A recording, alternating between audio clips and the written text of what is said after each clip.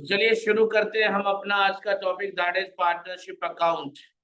Partnership account, obviously partnership को deal कौन करता है? Indian partnership act 1932।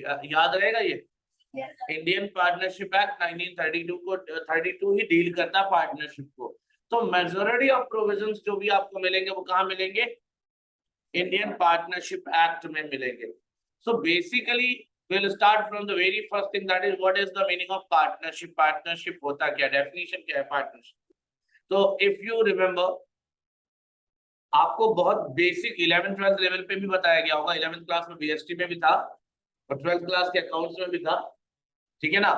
पार्टनरशिप की डेफिनेशन कौन से सेक्शन में दी गई है? तो बेसिकली सेक्शन 4 है, याद रखना सेक्शन 4 है। अभी पार्टनरशिप आपने लॉ में नहीं किया होगा, आई गेस नहीं किया ना, तो कोई नहीं, चलो आपको काफी हेल्प भी मिल जाएगी यहाँ से, एक बेसिक हेल्प तो मिल जाएगी। पहले से थोड़ा बहुत जानते रहोगे तो रिस्पॉन्स देने में मतलब वो दिखा ना, टशन मारने में अच्छा रहेगा, है ना। अभी सर पढ़ाएंगे तो तुम फटाक से बोलोगे अरे मुझे आता है। चलो, partnership is a relation between persons who have agreed to share the profits of a business carried on by all or any of them acting for all। That is the definition given under section 4, ठीक है ना। Section 4 के first part में जो definition दी गई है वो partnership की डेफिनेशन है, यही डेफिनेशन है पार्टनरशिप की एज इट इज चिपकाई गई है, ठीक है ना। So what is partnership? Partnership is a relation between home, अभी यार एक पर्सन या दो पर्सन या ज्यादा, टू और मोर देन, हाँ है ना, टू और मोर। क्यों? क्योंकि पर्सन्स वर्ड यूज किया, डेफिनेशन में किया। हु हैव अग्रीड, क्या होना चाहिए दोनों के बीच में? जो भी दो लोग हैं तो क्या होना चाहिए? अग्रीमेंट होना चाहिए, अग्रीड होना चाहिए। अभी बताऊंगा, एक एक चीज को डिस्कस करूंगा, टेंशन मत लो। किस चीज का अग्रीमेंट? यानी प्रॉफिट शेयरिंग, हाँ है ना। कहां से आएगा ये profit? And business is carried on by all or any of them acting for all. यही सब समझाना है अपने को, यही सब समझना है सब कुछ।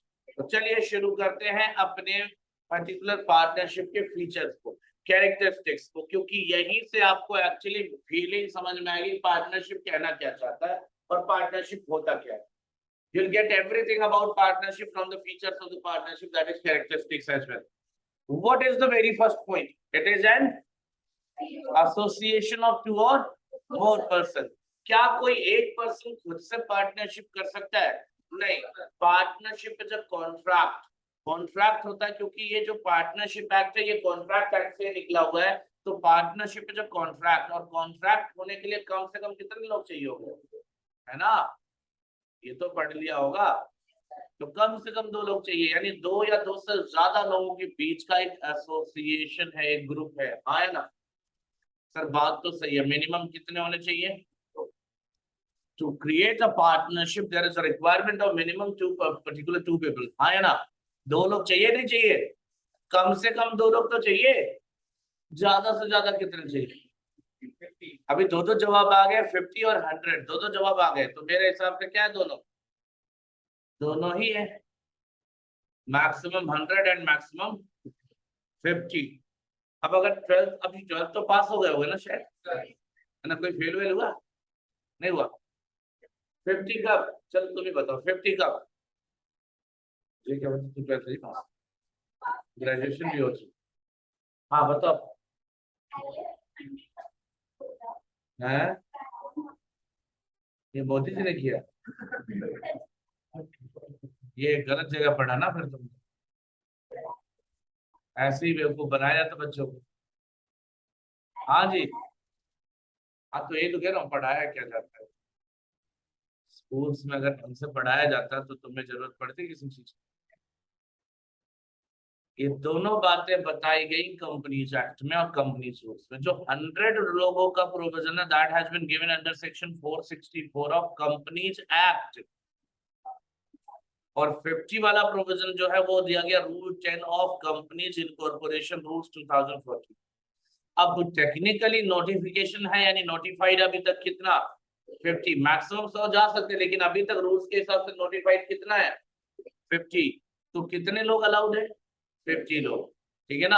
अगर आपसे जनरल क्वेश्चन पूछा जाता है कि what is the maximum number of person that is required to create a partnership, तो कितना रिक्वायर्ड है मैक्सिमम? 50 के ऊपर जा सकते हो? नहीं अरे नहीं जा सकते, जनरली 50 के ऊपर नहीं जा सकते, अभी तक नोटिफिकेशन 50 तक ही आएगी। आई है, सॉरी। तो जनरल आंसर 50 होगा। अगर आपसे ये पूछा जाए कंपनीज एक्ट के हिसाब से मैक्सिमम कितना है, तो याद रखना क्या है कंपनीज एक्ट के हिसाब से। वो अभी प्रैक्टिस में नहीं है, लेकिन ये हो सकता है, तो ये याद रखना फिलहाल, ये पूरी प्रोविजन लिख रखी है मैंने, ठीक है ना। सेक्शन 464 के हिसाब से कितना, और रूल 10 के हिसाब से, and what is actually applicable, rule 10 that is 50। Clear.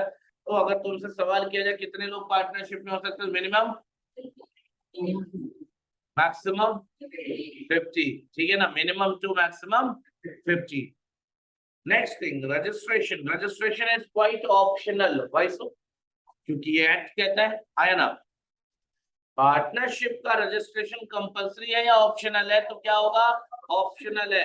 यानी फर्म चाहे तो रजिस्टर कराओ, चाहे तो रजिस्टर ना कराओ, दोनों ही तरीके की फर्म अलाउड है रन करने के लिए। आया ना जवाब दो, पक्की बात। सो याद रखना इस चीज को कि फर्म का रजिस्ट्रेशन टोटली ऑप्शनल है, it is not compulsory at all, ठीक है ना। नेक्स्ट, देयर मस्ट बी, अभी आपने पढ़ा था ना कि अग्रीड होना चाहिए। जो लोग हैं वो आपस में क्या होना चाहिए, अग्रीड होने चाहिए। अग्रीड मतलब अग्रीमेंट होना चाहिए, और यहाँ अग्रीमेंट क्या होगा, इज इक्विवेलेंट टू कॉन्ट्रैक्ट। वैसे तो तुमने लॉ में पढ़ा होगा कि एग्रीमेंट और कॉन्ट्रैक्ट के बीच में एक डिफरेंस होता है, क्या, एनफोर्सेबिलिटी का डिफरेंस होता है। If the agreement becomes enforceable by law, that becomes क्या, कॉन्ट्रैक्ट। तो क्या पार्टनरशिप करना कोई क्राइम करना है क्या? क्या ये एनफोर्सेबल एक्टिविटी है? बोलो। Create a business relation in form of partnership, is it a crime? तो क्या ये एनफोर्सेबल है? अगर एनफोर्सेबल है तो एग्रीमेंट क्या बनेगा? तो भले डेफिनेशन में लिखा हुआ है एग्रीड, आप याद रखना अग्रीमेंट और कॉन्ट्रैक्ट दोनों का मतलब क्या है यहाँ पे, सेम रहेगा, ठीक है ना। और ये याद रखना कि बिना अग्रीमेंट पार्टनरशिप क्रिएट नहीं हो सकता। If there is no agreement there will be, ठीक है ना। बिना अग्रीमेंट के यानी कॉन्ट्रैक्ट के पार्टनरशिप क्रिएट नहीं हो सकता। To create a partnership you need what, agreement. आया ना, अग्रीमेंट मतलब कॉन्ट्रैक्ट। ओके यहाँ तक बोलो। So partnership can not be created by status, status के हिसाब, सिचुएशन के हिसाब से नहीं, अग्रीमेंट के हिसाब से होता है, ये याद रखो, ठीक है ना। नेक्स्ट थिंग, किस बात का अग्रीमेंट, कौन शेयर करेगा प्रॉफिट, पार्टनर शेयर करेंगे। कौन से रेशियो में शेयर करेंगे, अगर अग्रीड है यानी अग्रीमेंट में लिखा है तो अग्रीड रेशियो, अगर नहीं है तो इक्वली, ठीक है ना। ये याद रखना, सिंपल से नोट से बेटा यहाँ पे देखोगे तो कोई ज्यादा बहुत ज्यादा दिक्कत नहीं है ना। जो नोट्स है बहुत ज्यादा कोई ऐसा कॉम्प्लिकेटेड नहीं, सिंपल पॉइंट्स पे नोट्स बनाना है, ज्यादा कुछ खींचने की जरूरत नहीं है, ठीक है। तो शेयरिंग ऑफ प्रॉफिट के लिए क्या प्रॉब्लम है, if agreed then it will be in agreed ratio, otherwise equally. I hope that is quite okay. Next point, there must be a legal business. Business होना चाहिए, अच्छी बात है, लेकिन वो बिजनेस भी क्या होना चाहिए, लीगल बिजनेस होना चाहिए, चोरी नहीं, है ना। भी दो लोग मिलके चले देश लूट के निकालते हैं, है ना। विजय माल्या और नीरव मोदी मिलकर पार्टनरशिप करते, चलो इस बार किसी और बैंक को लूटते हैं, तो क्या है ये, इलीगल। क्या ये पार्टनरशिप है? अभी वो तो कहेंगे पार्टनरशिप है, लेकिन क्या ये पार्टनरशिप है तुम्हारी नजर में? क्यों नहीं है? लीगल नहीं है, बिजनेस लीगल नहीं है, और जब तक बिजनेस लीगल नहीं होता उसे बिजनेस नहीं मानते। और जब बिजनेस ही नहीं मानेंगे तो उससे होने वाला प्रॉफिट भी हम शेयर करें ना करें उससे कोई फर्क नहीं पड़ता, क्योंकि बिजनेस का होना is an essential condition for the partnership. Business होना that is the essential condition for the partnership, आया ना। Next, mutual agency relation. याद रखना this is the true test of partnership. याद रखना mutual agency relation. Mutual agency मतलब हर partner firm का एजेंट भी होता है और प्रिंसिपल भी होता है, ठीक है ना। हर पार्टनर फर्म का मालिक भी है और एजेंट भी है, ऐसे समझो। क्लियर है ये बात? हाँ है ना। और इस लाइन को डिनोट किया गया कहां से, ये लाइन जो यूज किया गया, business is carried on by all or any of them acting for all. Business जो है वो सारे करे या उनमें से कुछ करे बाकी लोगों की तरफ बिहाफ पे। ऐसे में एक बात हमेशा याद रखना कि बिजनेस कोई भी करे लायबिलिटी किसकी आएगी, सबकी आएगी। That's why they are treated as agent. जो एक्टिंग पार्टनर है वो क्या होंगे, पूरी फर्म के एजेंट के रूप में बिहेवियर करते हैं, जो भी ट्रांजेक्शन करते हैं they are working just like the agent of the firm. याद रहेगा कौन एजेंट के रूप में काम करता है? जो पार्टनर वर्किंग है, जो पर्टिकुलरली कोई भी टास्क परफॉर्म कर रहा है वो एज एन एजेंट परफॉर्म कर रहा है, सारे पार्टनर्स का एजेंट माना जाएगा, फर्म का एजेंट माना जाएगा। इतना याद रहेगा पक्का? यही लिखा, every partner is an agent as well as, and that is the true test of partnership। ठीक है ना? आगे इसके बारे में तो जानते ही होंगे क्या होता है अनलिमिटेड लायबिलिटी का मतलब। पार्टनर्स की जो लायबिलिटी होती है वो अनलिमिटेड होती है। They are jointly liable, they are severally liable. Severally मतलब अलग अलग भी लायबल है, मतलब पर्सनल एसेट्स भी यूज हो सकते हैं अगर फर्म की लायबिलिटी चुकानी है, हाँ या ना? So no person has limited liability under the partnership. ठीक है ना? पार्टनरशिप में हर पर्सन की जो लायबिलिटी है वो क्या होती है? अनलिमिटेड होती है। हर पार्टनर की लायबिलिटी क्या होती है? अनलिमिटेड होती है, और वो ज्वाइंटली और सेवरली दोनों लायबल है, याद रखना। ठीक है ना? इतने तक क्लियर है? यहां तक अगर क्लियर है तो एक बार जवाब दे दो मुझे। ये बेसिक फीचर है जो अकाउंटिंग से रिलेटेड है, क्योंकि लॉ वाले पॉइंट्स में इसमें इंक्लूड नहीं करूंगा, जो बेसिक फीचर है। अब अगर एक मैं बात पूछूं जो कि एक बार मेरे को ट्रू फॉल्स में दिखा था, what is the status of minor?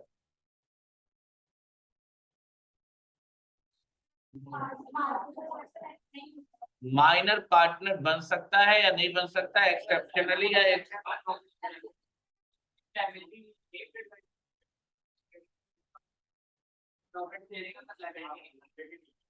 तो पार्टनर बन सकता नहीं बन सकता? बन सकता। माइनर पार्टनर बन सकता है, यस या नो?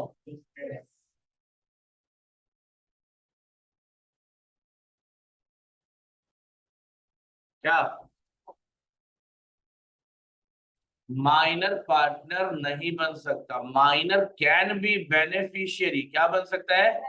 बेनिफिशियरी, यानी बेनिफिट शेयर करने जा रहा है फॉर्म में। पार्टनर के रूप में नहीं जा रहा, बेनिफिशियरी के रूप में जा रहा। वो कैपिटल भी कंट्रीब्यूट कर सकता है, उसकी मर्जी है। बट क्या पार्टनर की, मैं सॉरी, माइनर की लायबिलिटी हो सकती है? अगर लायबिलिटी नहीं होगी तो क्या म्यूचुअल एजेंसी रिलेशनशिप सब्सिस्ट किया? और जब ये नहीं किया तो क्या पार्टनरशिप होगा वो? तो minor can never be a partner, याद रखना। A minor can never be a partner. क्यों? क्योंकि अभी थोड़ी देर पहले अगर तुम्हारे पास जरा सा भी दिमाग यूज करना था तो यहाँ करना था बेसिकली, कि मैंने अभी थोड़ी देर पहले तुम्हें बोला था कि पार्टनरशिप एक्ट कहाँ से आया है? इंडियन कॉन्ट्रैक्ट एक्ट से। यानी यहाँ, और उसके बाद बीच में बोला मैंने कि यहाँ पे भी क्या है? अग्रीमेंट, यानी कॉन्ट्रैक्ट करना पड़ेगा। अब तुम बताओ क्या माइनर कॉम्पिटेंट है कॉन्ट्रैक्ट करने के लिए?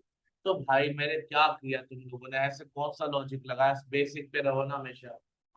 जो बंदा कॉन्ट्रैक्ट नहीं कर सकता क्या वो पार्टनर बन सकता है? नहीं सर, क्योंकि partner, there is no agreement there will be no partnership. यही बोला मैंने। अग्रीमेंट यानी कॉन्ट्रैक्ट करने के लिए माइनर एलिजिबल नहीं है तो वो पार्टनरशिप नहीं कर सकता। हाँ, बेनिफिट शेयर करने के लिए वो पार्टनरशिप फॉर्म में एंटर कर सकता, but not as a partner but as a beneficiary. Clear रहेगा?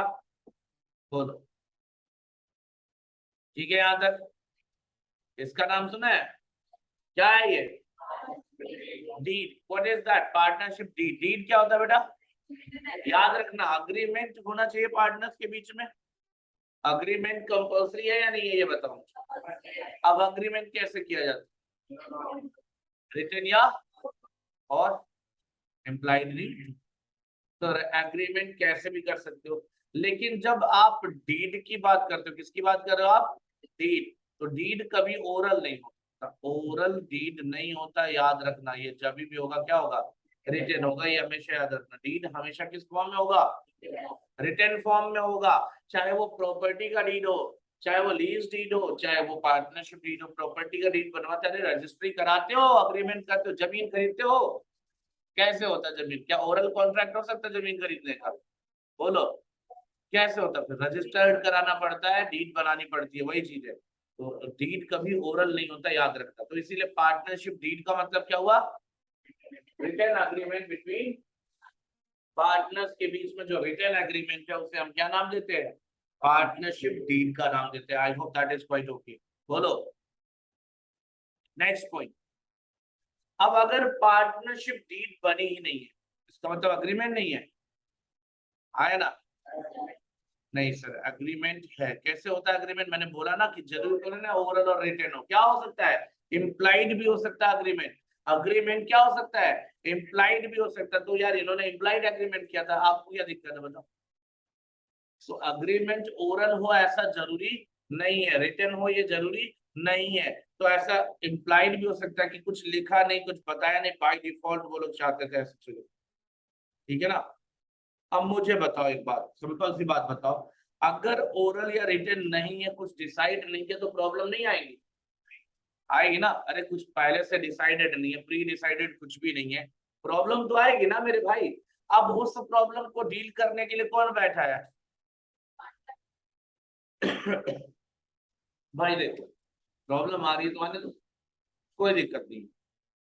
तुमने डिसाइड किया होता तो तुम्हारे हिसाब से चलते, तुमने डिसाइड नहीं किया तो आप किसके हिसाब से चलेंगे?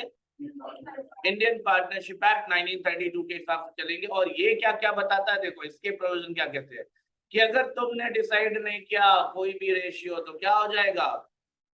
Equal profit sharing ratio. ध्यान देना, इनफैक्ट अगर तुमने अग्रीमेंट किया भी और कोई पॉइंट मिसिंग है तो भी वहां पे कौन आएगा? Indian partnership act. तो जब कभी भी कोई भी प्रोविजन मिसिंग है तो इंडियन पार्टनरशिप एक्ट ही डील करेगा। और उसमें पहला पॉइंट क्या होता है कि अगर प्रॉफिट शेयरिंग रेशियो ले दिया तो कौन सा रेशियो चलेगा? Equal profit sharing ratio. Is that okay?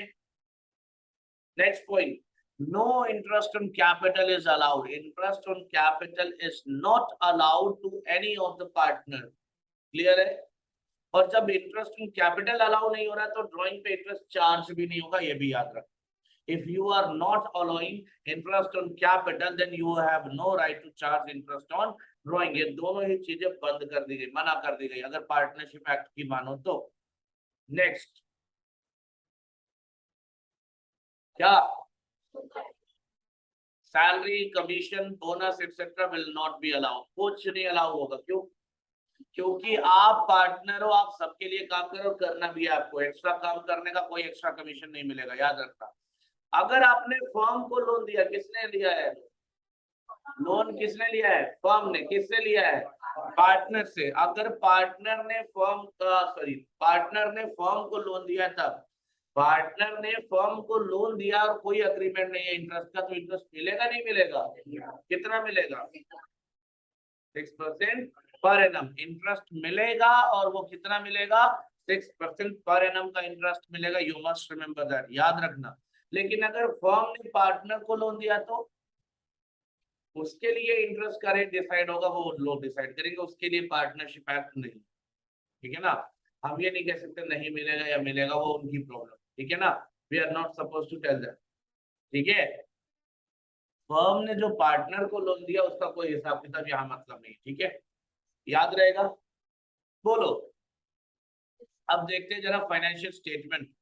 एक पार्टनरशिप फर्म के फाइनेंशियल स्टेटमेंट में क्या क्या आता है तो देखो,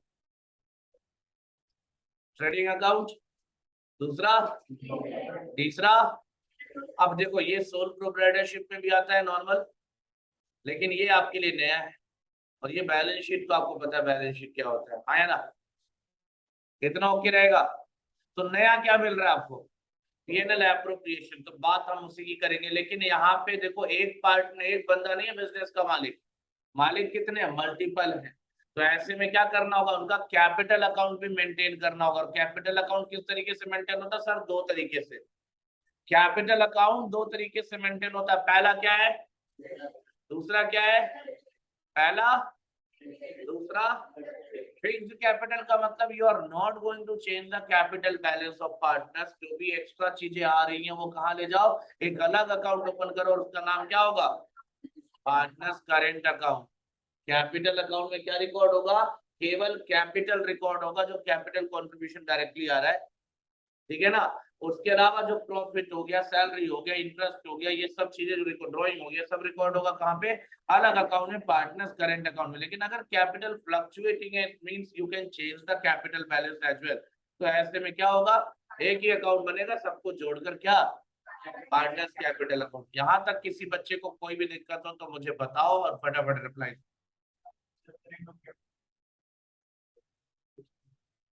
सर सोया मत करो यार, वेट करो, पहले स्क्रीनशॉट लो और ग्रुप में सेंड करो। ग्रुप में सेंड करो और नोट्स इसको बना लेना प्रॉपर, फटाफट करो।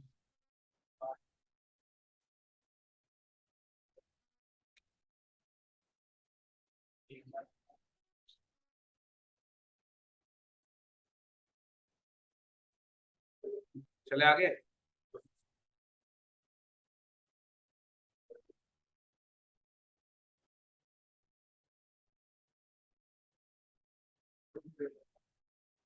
डन।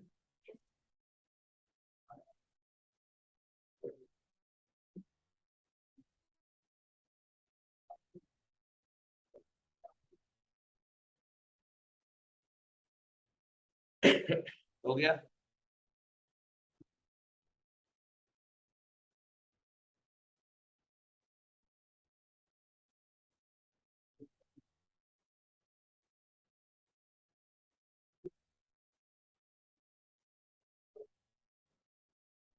हाँ जी बताओ।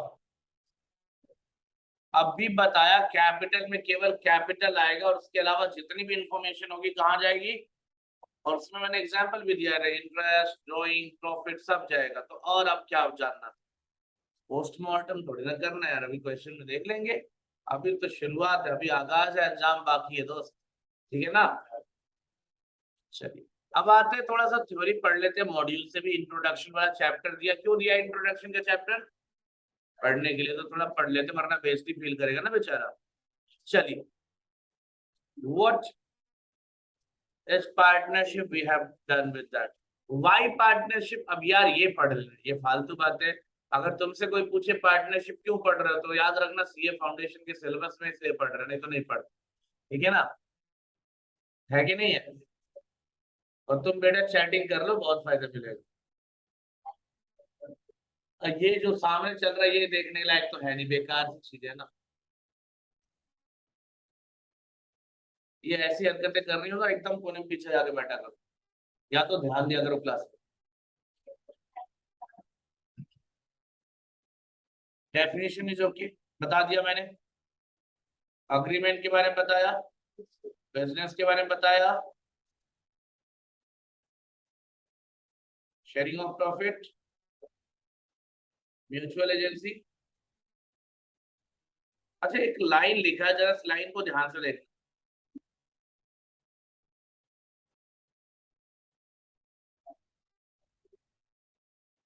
यानी प्रॉफिट शेयर करना ही पड़ेगा।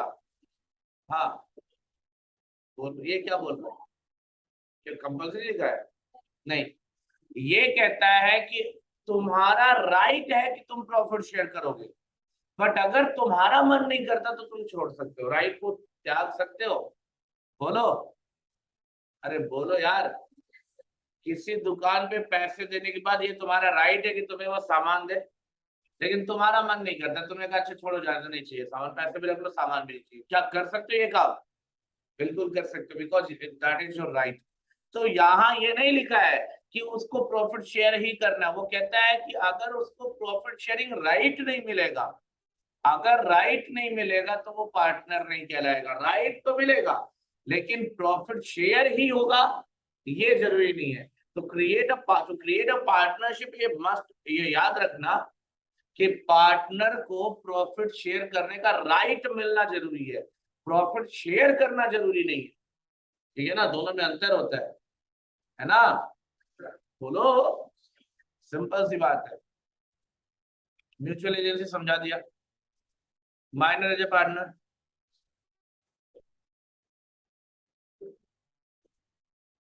कहीं लिखा है?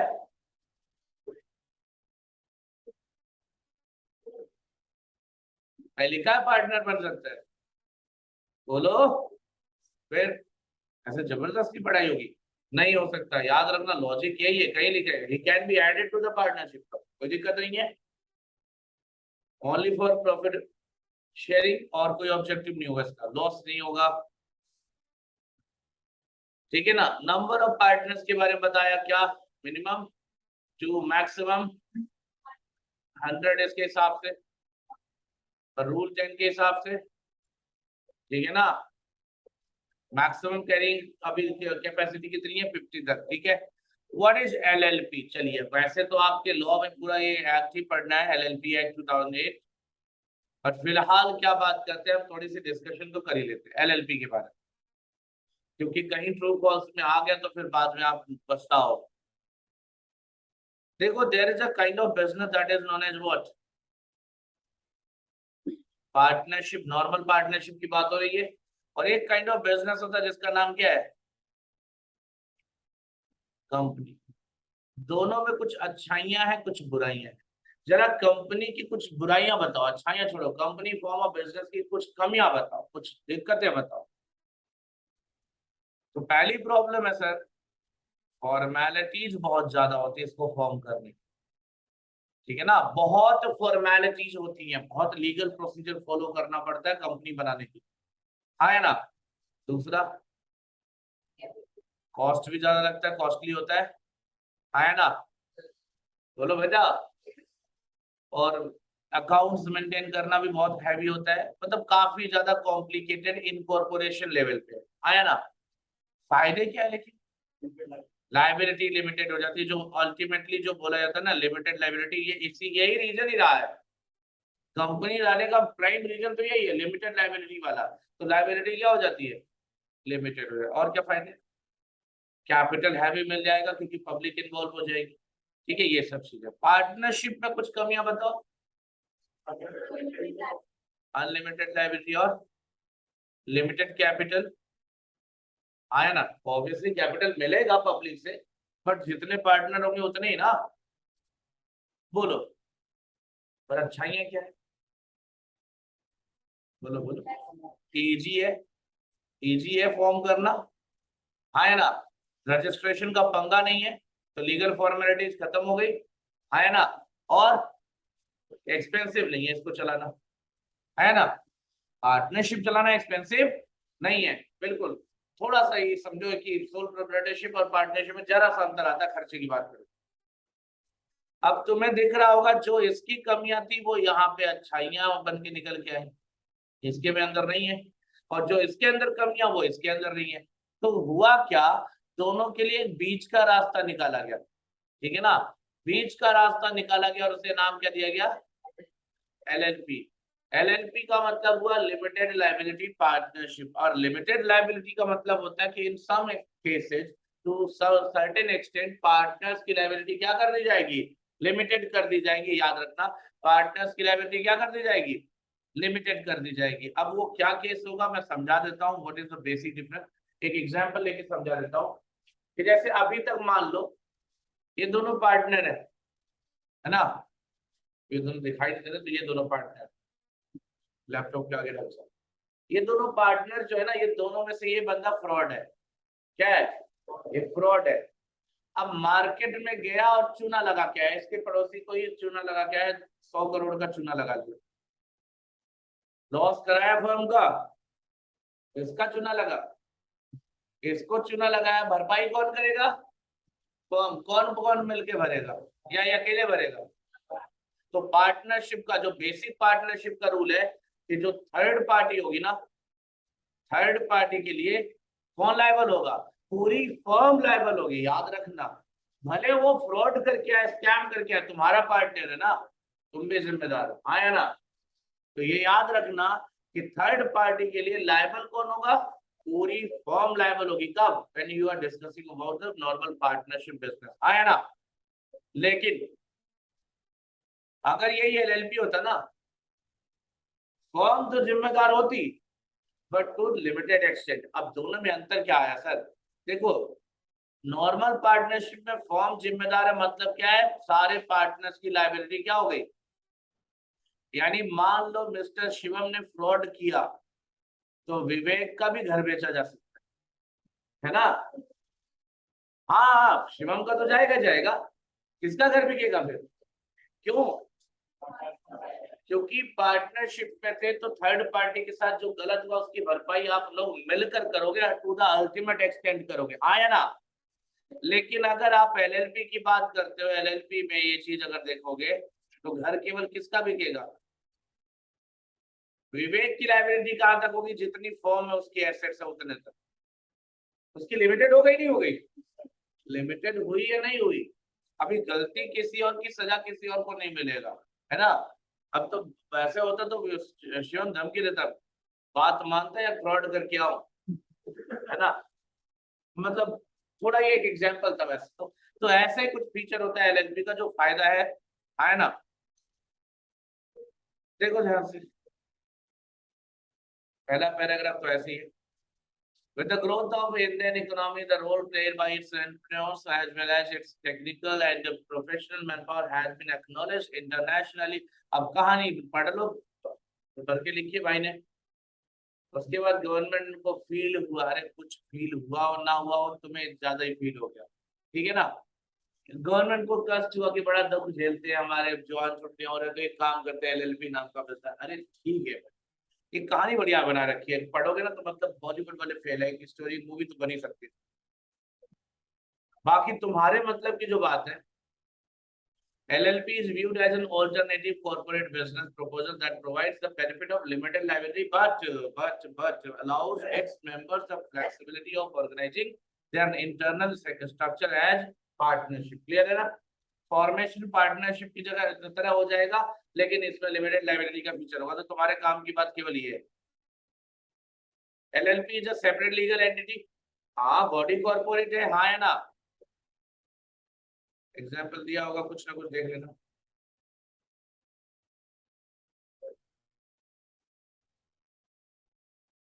एक बेनिफिट ये है कि इस पे टैक्स जो लगता है बिल्कुल किसकी तरह, पार्टनरशिप फॉर्म की तरह लगता है। एंड बॉडी कॉर्पोरेट होता है। तो ये सब बातें पढ़ लेना, बस इतना ही है। डेफिनेशन ऑफ एलएलपी, अच्छा पूरी कहानी का डेफिनेशन यहाँ बताया, ओके, हमें नहीं पढ़ना। डेफिनेशन क्या होगा?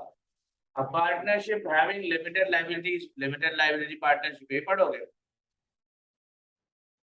बोलो। बाकी बेटा इंडियन पार्टनरशिप एक्ट इस पे अप्लाई नहीं होगा। कौन सा एक्ट अप्लाई होगा बताओ मुझे? LLP act 2008। Minimum number of partners, ऐसा भाई मिनिमम तो 2 होने ही है, बोलो। और फिर इसमें आ जाएगा डेजिग्नेटेड पार्टनर जो कंपल्सरी होता है। एलएलपी पढ़ लिया क्या?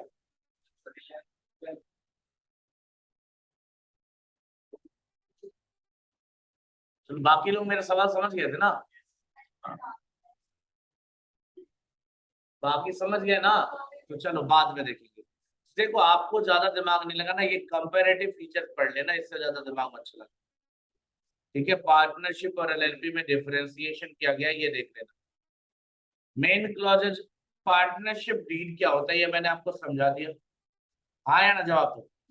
अब बेटे पार्टनरशिप डीड में कुछ बातें ऐसी होती है फिक्स होती। डीड मतलब अग्रीमेंट, अग्रीमेंट मतलब कॉन्ट्रैक्ट, और कॉन्ट्रैक्ट में रूल्स कौन बनाता है? जो पार्टीज होते हैं वही रूल्स बनाते हैं। कॉन्ट्रैक्ट में रूल्स कौन बनाता है? जो पार्टीज होते हैं वही रूल्स बनाते हैं, ठीक है ना? जो पार्टीज होते हैं वही रूल्स बनाते हैं। बट कुछ चीजें होती है जो फिक्स होती है। पहला ये फिक्स होगा, ये लिखना, ये फिक्स है, ये फिक्स है। इसके बाद क्या है? ये ऑप्शनल है। आपको मन करता अग्रीमेंट में लिखो, नहीं लिखोगे तो कौन आएगा? इंडियन पार्टनरशिप एक्ट आएगा, हाँ या ना? बोलो। ये चीजें अब ये मत सोचो सर पूरा रट्टा मारना है क्या मुझे। मेरे भाई इसकी कोई लिमिटेशन थोड़ी ना होती है कि तुम डीड में क्या क्या लिखोगे, कुछ भी लिख सकते हो। कुछ भी मतलब टू द कंटेक्स्ट रखिए, कुछ भी लिख सकते हो, ठीक है ना? शुरू करना, कमेंट्स मतलब शुरू करना। Rules in absence of partnership deed, ये मैंने आपको पहले ही बता दिया, वही चीज। ये क्वेश्चन एग्जाम्पल का जो है ये आपको करके आना घर से, ठीक है ना? ये घर से करके आना, थ्योरेटिकल बेस पे ये। और ये क्वेश्चन भी एक बार ट्राई करना, अगर आता है तो ठीक, नहीं आता तो और अच्छी बात है। पार्ट्स ऑफ पार्टनर्स पढ़ के आओगे थ्योरी। अकाउंट्स के बारे में मैंने डिस्कस करा। डिस्कशन के बाद पीएनएल अकाउंट के बारे में थोड़ा, पीएनएल एप्रोप्रिएशन थोड़ा पढ़ के आना, ताकि नेक्स्ट क्लास में इस चैप्टर को खत्म कर दो। नेक्स्ट क्लास में ये यूनिट मैं कंप्लीटली फिनिश कर दूंगा। यूनिट नंबर 1 कंप्लीटली फिनिश हो जाएगा, ये पूरा खत्म हो जाएगा। ठीक है ना, एवरीथिंग जो भी है देख लेंगे। ठीक है यहाँ तक। तो आज के लिए बस इतना ही, मिलते हैं आपसे नेक्स्ट एपिसोड में। तब तक सावधान रहे, सुरक्षित रहे और पढ़ते रहे।